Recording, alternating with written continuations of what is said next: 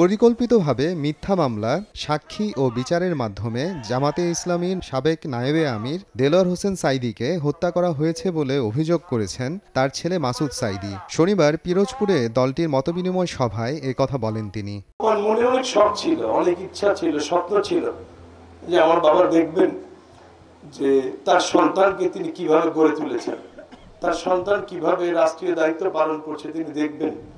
কিন্তু খুনি হাসিনা আমাদেরকে সেই সুযোগ দেয়নি।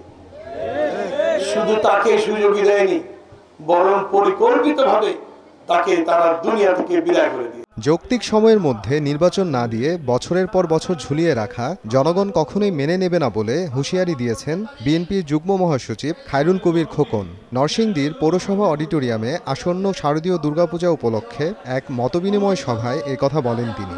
রাষ্ট্র পরিচালনার দায়িত্ব কি জনগণদের? এই রাষ্ট্রের মালিক দেশের জনগণ, এই ভূখণ্ডের মালিক সংবিধানে দেওয়া আছে। তাই জনগণের সরকার জনগণের হাতে দেওয়ার জন্য একটা নির্বাচন দিতে হবে। সেই নির্বাচনের পরিবেশ সংস্কারের কথা বলে মাসের পর মাস, বছরের পর বছর ঝুলিয়ে রাখবেন, এটা জনগণ মানবে না। বিচার লাভের জন্য সংস্কারের কথা বললে যেন বেশি দিন না নেয়, এই জন্য আমাদের বক্তব্যটা, এই বক্তব্যটা আমি আশা করবো যেটা সবাই মনে করবেন যে আমার গণতান্ত্রিক জন্মগত অধিকার ভোট দেওয়া, সেই ভোটের পরিবেশটা যেন দ্রুত যৌক্তিক সময়ের মধ্যে একটা সংস্কার করতে বেশি সময় লাগবে না। তাই শেখ হাসিনার বিরুদ্ধে রাজপথের সংগ্রামে জীবন দিয়েছে সংখ্যালঘু সম্প্রদায়ের মানুষ। এ দাবি করেছেন জামায়াতের ফরিদপুর শাখার general secretary AHM Hamidur Rahman Azad. আন্দোলনে নিহত গোপালগঞ্জের 4 শহীদ পরিবারকে দলের পক্ষ থেকে আর্থিক সহায়তা প্রদানের সময় কথা বলেন তিনি। আওয়ামী লীগ সবসময় দাবি করে তারা সংখ্যালঘুদের একচ্ছত্র ভোটাধিকারের মালিক। তাহলে রতিন বিশ্বাস জীবন দিয়ে কি প্রমাণ করেছে? যাদেরকে আপনি একচ্ছত্র নিজের সম্পদ মনে করতেন, সেই সম্প্রদায়ের লোকেরাও রাজপথে আপনার বিরুদ্ধে সংগ্রাম করতে গিয়ে জীবন দিল। আজকে যেই ভাই এখানে কথা বলছে তার চাচা দীপক বিশ্বাস, তিনি কি বলে গেলেন সেটা আমাদেরকে বিবেচনায় আনতে হবে। দলে কোনো অনুপ্রবেশকারীদের জায়গা দেওয়া হবে না বলে সকল নেতাকর্মীদের সতর্ক থাকার নির্দেশ দিয়েছেন যুবদলের কেন্দ্রীয় সভাপতি আব্দুল মোনায়েম মুন্না। ঝালকাঠিতে দলটির কর্মী সভায় কথা বলেন তিনি।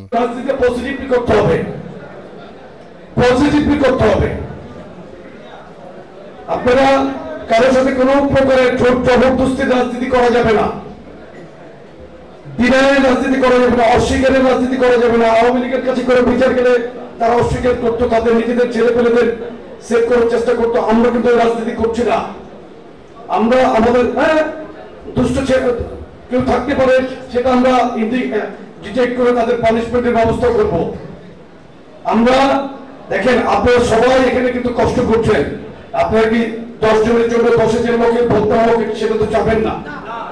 সুতরাং কোটি কোটি মানুষের দায়িত্ব আমরা নেব না। তাদেরকে আমরা অবশ্যই তাদের কোনো অন্যায় পেলে কিন্তু আমরা তাদেরকে সাংগঠনিক ব্যবস্থা দিচ্ছি নেব। 17 বছরের স্বৈরাচারী দুঃশাসনের পর দেশের মানুষ এখন শান্তি ও স্বস্তি চায় বলে মন্তব্য করেছেন জামাতের নায়েবে আমির আ.ন.ম শামসুল ইসলাম। বরিশালে দলটির উদ্যোগে রুকন শিক্ষা শিবির কর্মশালায় কথা বলেন তিনি। এছাড়াও ইসলামী আন্দোলনের পৃথক এক গণসমাবেশে বক্তব্য দেন দলটির আমির মুফতি সৈয়দ রেজাউল করিম। 5 আগস্ট 2024 আমাদের দেশ আবার নতুন স্বাধীন হলো। অনেকে প্রশ্ন করতে পারে 71 হয়েছে, আবার কিসে স্বাধীনতা? আসলে আমরা স্বাধীন হিসাবে দেশ বলতাম, কিন্তু আমরা বাংলাদেশের মানুষ স্বাধীন হইতে পারি নাই, স্বাধীনতা পাই নাই। 5 আগস্ট এই গরু নদীতে আমার মনে হয় জীবনে প্রথম আমি জনসভায় দাঁড়িয়েছি।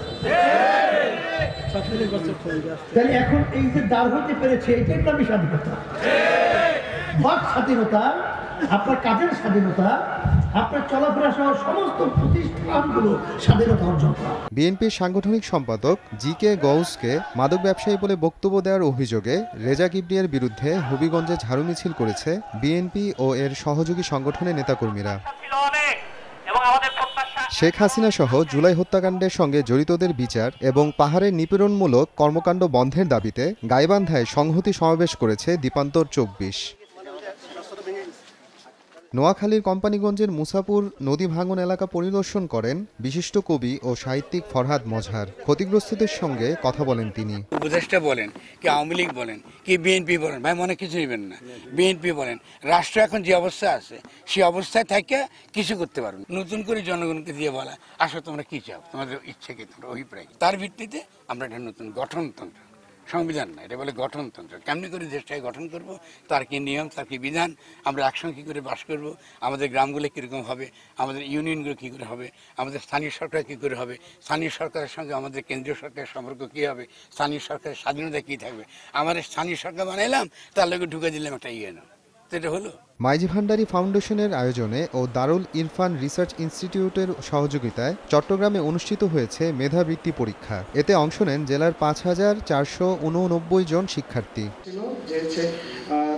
কুষ্টিয়ার জেলা শিল্পকলা একাডেমিতে শুরু হয়েছে 2 দিনব্যাপী আইসিটি ফ্রিল্যান্সিং যুব সম্মেলন। জেলার 350 জন আইসিটি ফ্রিল্যান্সার ও বিশ্ববিদ্যালয় পর্যায়ের শিক্ষার্থীরা সম্মেলনের প্রথম দিনে অংশ নেন। তরুণরা যারা এখন পড়াশোনা শেষ করে চাকরির জন্য ঢুকতে চাচ্ছে, তারা চাকরি না করে তারা এই যে আপনার ইনফরমেশন কমিউনিকেশন টেকনোলজি সেক্টরে ফ্রিল্যান্সিং করতে যাচ্ছে।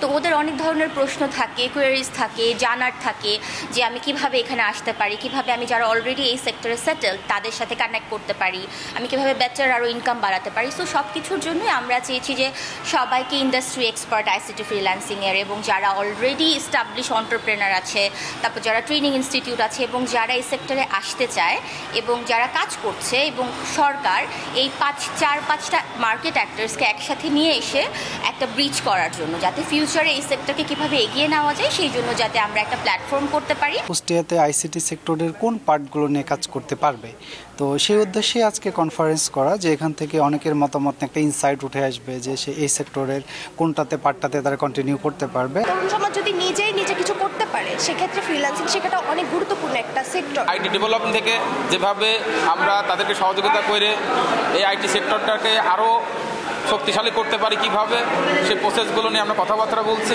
আন্তর্জাতিক তথ্য অধিকার দিবস উপলক্ষে আলোচনা সভা আয়োজন করেছে মৌলভীবাজার জেলা প্রশাসন। রাষ্ট্রের মূলধারায় তথ্য অধিকারের সংযুক্তি এবং সরকারি খাতের অংশগ্রহণ নিশ্চিতকরণ বিষয়ে আলোচনা করা হয়। কর্তৃপক্ষের সকল দ্বার খুলে দেবে তথ্য অধিকার, এই স্লোগানকে সামনে রেখে আন্তর্জাতিক তথ্য অধিকার দিবস পালন করেছে সিলেট জেলা প্রশাসন। একই দিবসকে সামনে রেখে বর্ণাঢ্য শোভাযাত্রা ও আলোচনা সভা করেছে মুন্সিগঞ্জ ও ঝালকাঠি জেলা প্রশাসন। নতুন বাংলাদেশে তথ্যের অবাধ প্রবাহ ও গণমাধ্যমের স্বাধীনতা নিশ্চিতের দাবি জানান বক্তারা। বিশ্ব জলাতঙ্ক দিবস উপলক্ষে পঞ্চগড়ের শহর জুড়ে র্যালি করেছে জেলা প্রাণী সম্পদ অফিস। পরে শতাধিক পোষা প্রাণীকে বিনামূল্যে টিকা দেওয়া হয়। ঠাকুরগাঁয়ে দিবসটি উপলক্ষে র্যালি ও আলোচনা সভা করেছে স্বাস্থ্য অধিদপ্তর। গণঅভ্যুত্থানে নিহত রংপুরের 4 শহীদ পরিবারকে নগদ টাকা ও উপহার সামগ্রী দিয়েছেন জেলা প্রশাসক মোহাম্মদ রবিউল ফয়সাল। বাড়ি গিয়ে পরিবারের লোকজনের খোঁজ নেন তিনি। জেলা প্রশাসনের পক্ষ থেকে আমি আপনাদেরকে আশ্বস্ত করতে চাই, আমি এখানে মেরাজুল ইসলাম মেরাজ এই শহীদ পরিবারের এখানে আমি এসেছি। অন্য শহীদ আবু সাঈদের পরিবারের কাছে আমি গেছিলাম, অন্য শহীদ পরিবার যারা আছেন তাদের বাড়িতেও আমরা যাচ্ছি এবং তাদের সাথে কথা বলছি, শহীদ পরিবারের সদস্যদের সাথে কথা বলছি, যারা স্ত্রী, কন্যা, পুত্র, মা, বাবা, ভাই, বোন সবার সাথে আমরা কথা বলছি এবং তাদেরকে আমরা বলছি যে আপনার পরিবারের একজন সদস্য শহীদ হয়েছেন এই ছাত্র জনতার গণঅভ্যুত্থানে বাংলাদেশকে নতুন একটা স্বাধীনতা অর্জনের জন্য। এই রক্তবিন্দু যে রক্ত তারা ঝরিয়েছেন, এই রক্তবিন্দু আমরা কখনোই বৃথা হতে দিব না। নেত্রকোনার সীমান্তবর্তী মানুষকে বিনামূল্যে স্বাস্থ্যসেবা দিল বিজিবি। কলমাকান্দার উপজেলা স্বাস্থ্য কমপ্লেক্স স্বাস্থ্য বিভাগের পাশাপাশি সেবা দেন বিজিবির চিকিৎসকরা। এছাড়া রোগীদের দেওয়া হয় বিনামূল্যে ওষুধ। পাহাড়ি অঞ্চল বর্ডার বেল্ট এরিয়া, যেহেতু একটা ক্যাম্প হচ্ছে, প্রচারণা হয়েছে, সব লোকজনই আসতেছে। হাই প্রেসার থেকে শরীর ওষুধ খাই 5 বছর ধরে, শরীর গেছে দুর্বল হইয়া, অনেক শরীরে ক্যালসিয়ামও নাই, ভিটামিনও নাই। এটা পরীক্ষা করছে ডাক্তার। হাসপাতালে গেলে ওষুধ যায় না, জ্বরের যেটা মাথা ব্যথার ওইটা। অনেক দূরান্তে এই স্বাস্থ্য সেবা নিতে হয়তো আমাদেরকে 15 কিলো 12 কিলো দূরান্তে যেতে হইতো, এখন এখানেই পাইলাম। সীমান্ত এলাকার যারা মেডিকেল ক্যাম্প হচ্ছে, তো আমরা যারা দুস্থ গরিব রোগী আছে, বিশেষ করে বয়স্ক মহিলা, বয়স্ক পুরুষ, তাদের চিকিৎসা সেবা মানে কিছুটা নিশ্চিত করতে পারে। শুধু চিকিৎসা ক্ষেত্রে না, আসলে অনেক দিক থেকে আসলে সীমান্তবর্তী এলাকার লোকজন বঞ্চিত থাকে। তো সেই প্রেক্ষিতে আমাদের আসলে এখানে চিকিৎসা প্রদান করতে আসা। পর্যাপ্ত ওষুধ আমরা এনেছি, সিভিল সার্জন কার্যালয় থেকে আমাদেরকে ওষুধ দেওয়া হয়েছে।